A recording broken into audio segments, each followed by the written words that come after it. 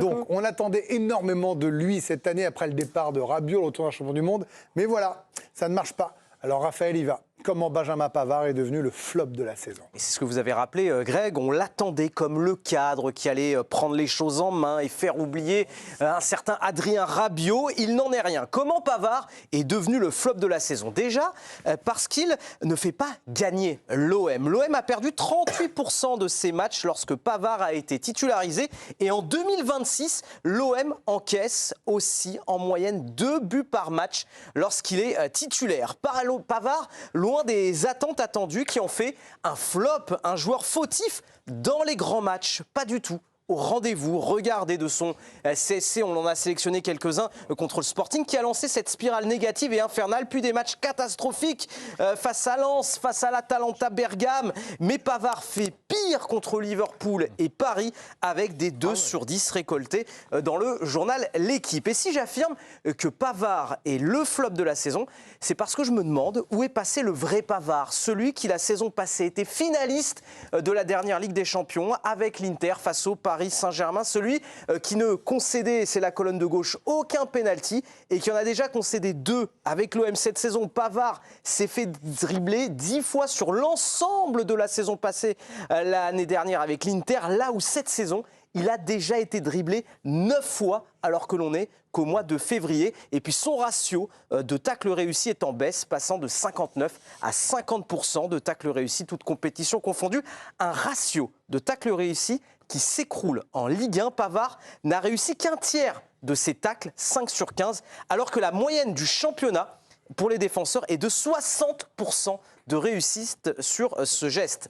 Pavard, un flop, alors que, il aurait pu retrouver l'équipe de France, se relancer complètement avec l'Olympique de Marseille dans la course au Mondial 2026. Un retour en équipe de France, finalement, qui est désormais impossible. La concurrence a pris trop d'avance, que ce soit dans l'axe ou à droite. Déjà dans l'axe, Pavard est à des allées-lumière d'Upamecano, Saliba, Konaté. Et il y a d'autres joueurs qui postulent, Wesley Fofana, Loïc Badet ou encore Pierre Kalulu. Même à droite, s'il y a moins de monde, il est loin derrière Koundé, Gusto ou encore Warren Zaïre-Emery. On peut aussi le mettre dans cette liste. Pavard peut dire adieu aux Bleus, loin de ses standards au Bayern ou récemment à l'Inter Milan.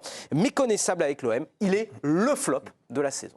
Merci Raphaël. Bon, c'est sans appel. Non, mais après, on n'est pas là. Vous savez ce que c'est, hein, c'est en février. Après, un pourquoi comme ça, comme ça, Benoît, je viens vous voir parce que vous étiez défenseur. C'est aussi lié à... Bon, il était contre-attaquant, mais je vous fais plaisir les deux. Non, mais c'est aussi lié à son statut. Dire que quand vous avez joué au Bayern, quand vous avez joué à l'Inter, qu'on attend de vous monts et merveilles, et je le redis, et Raphaël l'a redit, que vous êtes le remplaçant, pas sur le terrain, mais au moins de capitaine de route d'un Rabiot. Et là, ce qu'on voit, c'est incroyable. Personne n'imaginait ça, Ben. Oui, forcément. Lorsqu'on arrive du Bayern, de l'Inter, on en attend beaucoup plus. On attend de voir un taulier, un capitaine même. Moi, je pensais qu'il allait vraiment terminer capitaine et que ça allait être vraiment le patron de cette défense. Après, je trouve qu'on est quand même un petit peu dur. Les stats sont quand même parlantes. Pourquoi ? Parce qu'en fait, effectivement, souvent, il est fautif sur des buts. Mais à côté de ça, il fait un bon match. Sauf que... Non, mais je vous dis ça, on peut être fautif et après nul. Juste levé les bras, je vous ai même pas on peut être fautif et après nul du début jusqu'à la fin. Donc aujourd'hui, que ce soit sur les différents journaux, moi et quand j'ai été joueur, et Ludo aussi l'a été, vous faites une erreur mais vous faites un bon match, vous prenez 2. C'est comme ça. Ça a toujours été comme ça. Moi, je trouve que par moment, sur les stats, pour moi, les stats, il y a certaines stats qui sont biaisées. Pourquoi ?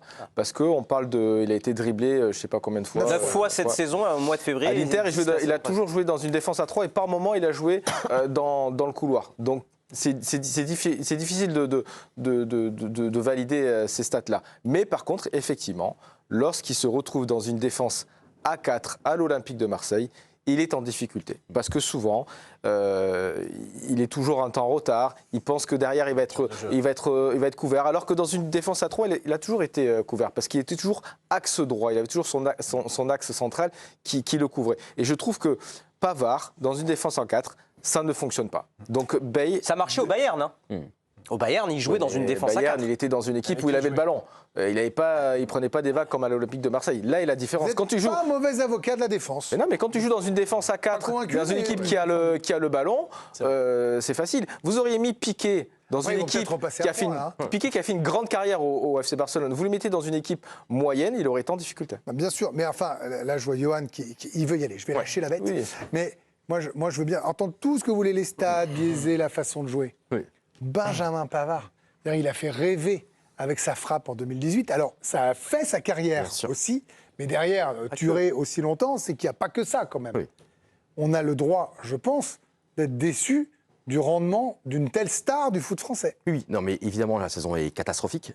Mais moi, je pense que c'est vraiment quelque chose de très important dans la vie, c'est vraiment la santé mentale. Et moi, quand je vois Pavard cette saison, c'est pas possible, c'est trop gros pour être vrai. Il y a trop de cagades, il y a trop d'erreurs.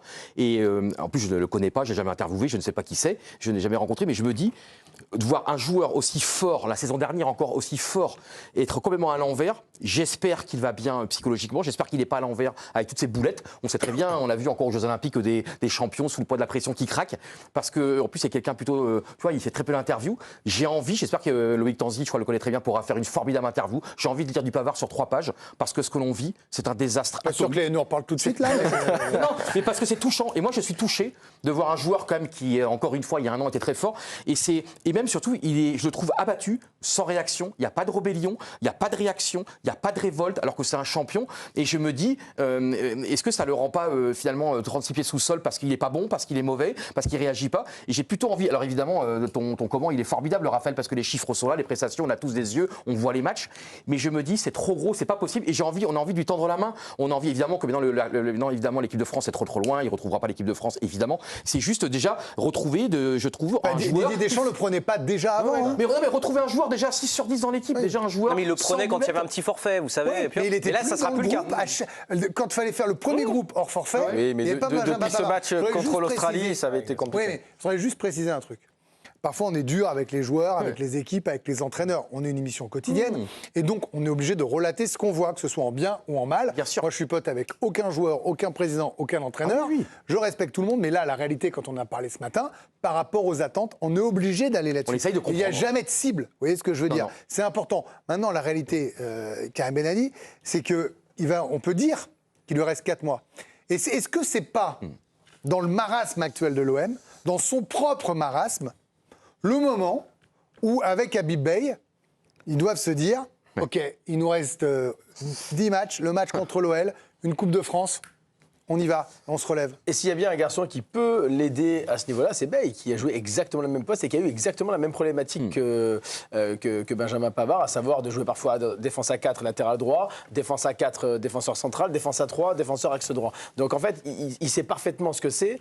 Et qui plus est à l'OM, en fait, le problème de Pavard, parce que quand vous regardez attentivement les premiers matchs, le match contre le Real Madrid, il est monstrueux. Quand vous regardez ce match-là, il est vraiment monstrueux derrière. Il a cadenassé Mbappé pendant tout le match quasiment. Il a été vraiment très fort. Le point de bascule, Raphaël l'a très bien dit, c'est ce match du Sporting, effectivement. Et dans la foulée, le match de Lens. Ouais. Et en fait, il fait une erreur, à mon avis, monumental, Benjamin Pavard, à ce moment-là, c'est pas sur le terrain, c'est de faire des excuses. Oui. Il fait des excuses à l'issue du match de Lens, on est, je crois, 10e journée, même pas 8e journée.